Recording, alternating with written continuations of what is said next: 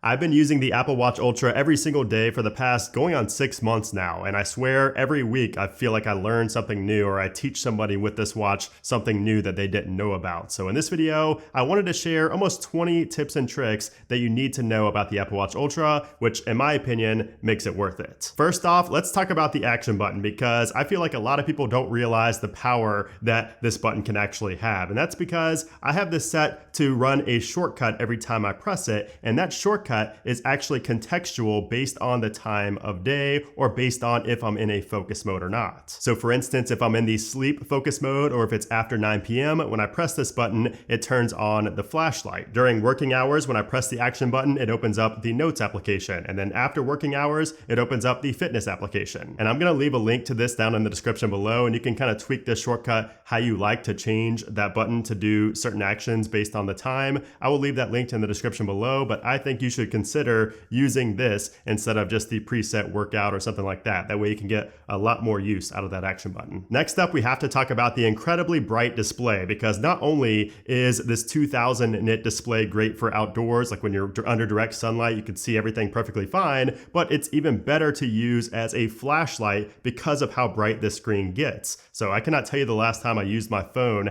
as my flashlight, because now on the Apple Watch Ultra, I just pull it up in the control center, put my wrist out like this, and I could see everything in front of me even better than I could on my iPhone. Now, if you care about the health of your ears, you should most definitely enable environmental sound alerts. That way you get notified when sound around you is above a certain decibel level. But the trick here is that you can actually change what that decibel rating is when it triggers an alert. Just go into the watch application on your iPhone and then go to noise, and you will see you have environmental sound measurements, and then you have noise threshold. And in here is where you can change that threshold, which is when you get that alert. So if you don't want to get an alert until it goes over 100 decibels, which I would not recommend, you could turn that on right there. And it also shows the limit of how long you can sustain that amount of noise per day. Now, I've never been somebody who uses low power mode on my iPhone, my Mac, pretty much any device I never use low power mode on. But with the Apple Watch Ultra, I think low power mode is a game changer. Like, it is a huge difference on the Apple Watch Ultra specifically. So if you swipe up from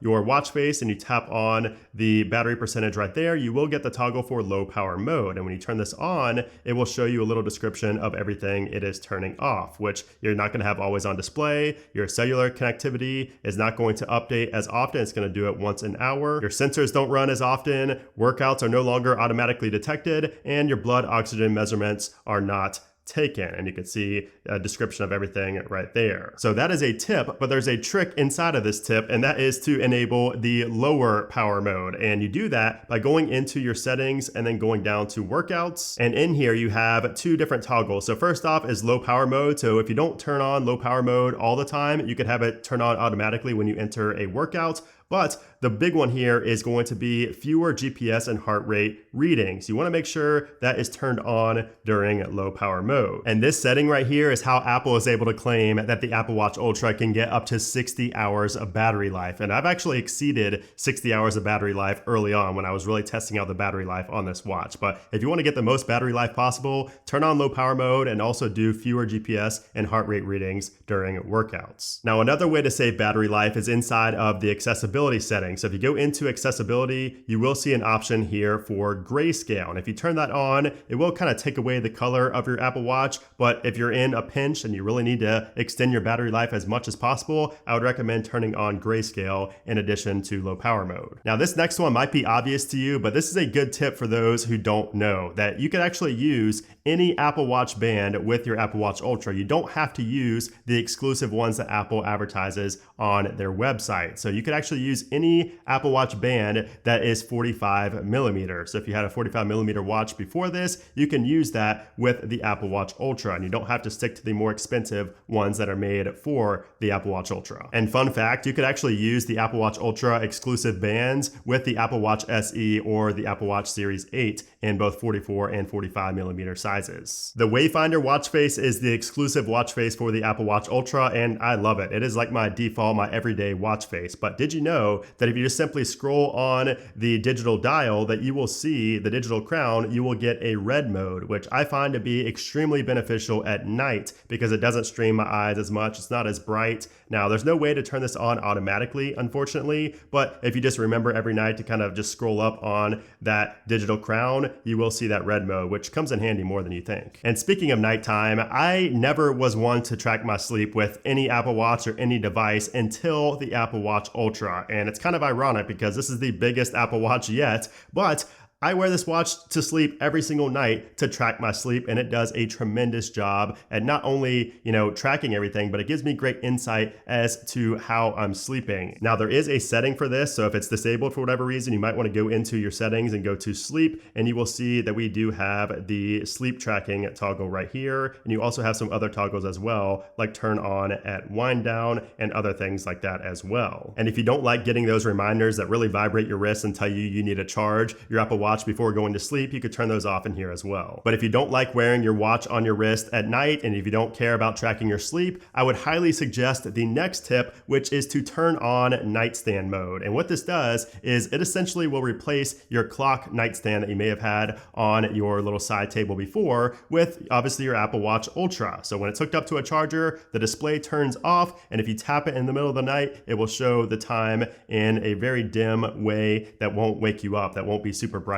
on your eyes. The next tip is one that every single person with an Apple Watch Ultra should be doing, and that is setting a custom watch face for your focus modes. So every focus mode that you find yourself using on a daily basis, you should definitely have a custom watch face to go along with that focus mode. Like for my sleep focus mode, I have a very basic watch face here that just shows my alarm and the time, and that's it. Or when I'm working, it only shows my calendar and the calculator and the time. Very basic things like that, because that's all I need when I'm working. I don't need the extra distractions. So I would highly recommend going into your focus modes and selecting a custom watch face for each focus mode that you use. The next tip is a classic Apple Watch tip, but I have to include it because I use it every single day, and that is unlocking your Mac with your watch. So if you're wearing your watch, you could automatically unlock your Mac as long as you have Wi-Fi and Bluetooth turned on and the toggle enabled on your Mac. The next tip is another one I use every single day on my Apple Watch Ultra, and that is raise to speak. So now every time you want to ask Siri a question, you don't have to press and hold on the digital crown, or you don't have to say the key phrase, "Hey S." You could just simply pull the watch up to your mouth and start talking, and it will register that and ask Siri whatever you are trying to ask. Now, this next one is funny, and it's definitely not something you want to do if you're trying to save battery life, but you can actually watch full YouTube videos, see the description, see everything on your Apple Watch Ultra using an application called WatchTube. So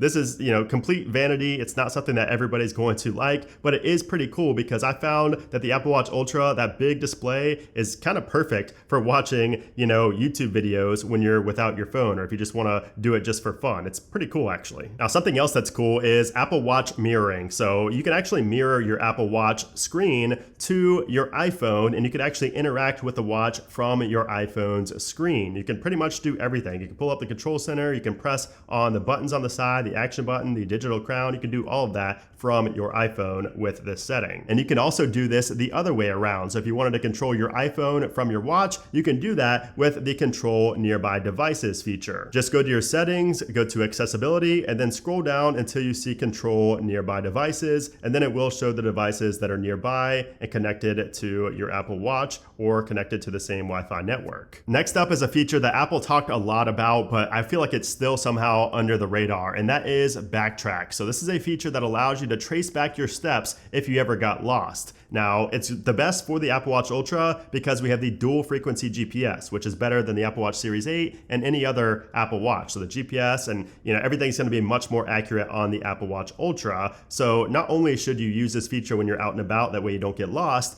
but you can also mark objects to remind you of where you are. If you're out lost in a desert, you can mark a tree to show, when you backtrack, you should see a tree right here. That way, if you're ever lost, you have a better idea as to where you're at and where you're going. And you can even change the glyph that's associated with that marked object that you put on the map. The next tip is to change the text size with your control center. So instead of going into your settings or into your iPhone, you can just swipe up to pull up the control center and then tap on the two A's, and that will take you to this right here where you can change the size of the text. Now, if you're like me, you don't need those "it's time to stand" reminders on your watch. They happen too often, and I'm just not a fan of those. So if you want to turn those off, you can. Just go into settings, activity, and then right here at the top you have stand reminders, which you can turn off. Not only that, but you could also turn off daily coaching if you don't want to get notifications that help you complete your activity goals and monthly challenges. And the final tip is for those who plan on snorkeling or especially for scuba diving with the Apple Watch Ultra, and that is to download the Oceanic Plus dive computer application.